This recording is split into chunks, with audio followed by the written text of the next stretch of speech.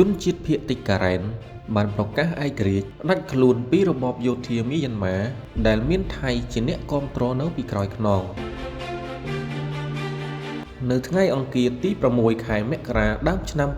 2026នេះកងទ័ពជនជាតិភាគតិចការ៉ែនមួយក្រុមបានប្រកាសឯករាជ្យផ្ដាច់ខ្លួនពីមីយ៉ាន់ម៉ាដែលបង្កឲ្យមានភាពភ្ញាក់ផ្អើលយ៉ាងខ្លាំងក្នុងតំបន់អាស៊ីអាគ្នេយ៍ក្រុមយោធានេះបានដាក់ឈ្មោះប្រទេសរបស់ខ្លួនថា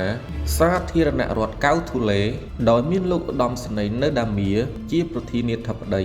ហើយការប្រកាសឯករាជ្យរបស់កងទ័ពភាគតិចការ៉ែនគឺធ្វើឡើងនៅក្នុងព្រៃមួយកន្លែងក្នុងរដ្ឋការ៉ែនដែលតំបន់នេះមានប្រជាជនរស់នៅប្រមាណ10លាននាក់លោកឧត្តមសេនីយ៍នៅដាមៀបានប្រកាសនៅក្នុងពិធីប្រកាសឯករាជ្យនេះថាយើងមិនមែនជាកុលសម្ព័ន្ធនោះទេយើងគឺជាប្រទេសមួយដែលមានប្រជាជនលើសពី10លាននាក់យើងត្រូវការសេរីភាព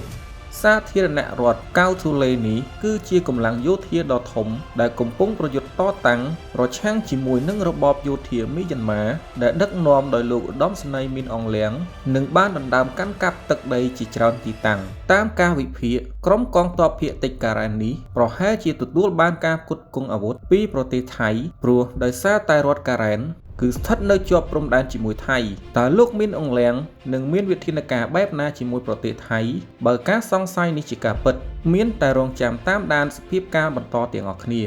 អរគុណសម្រាប់ការទស្សនាសូមចុច like និង Subscribe ដើម្បីទទួលបានព័ត៌មានផ្សេងៗទៀតសូមអរគុណ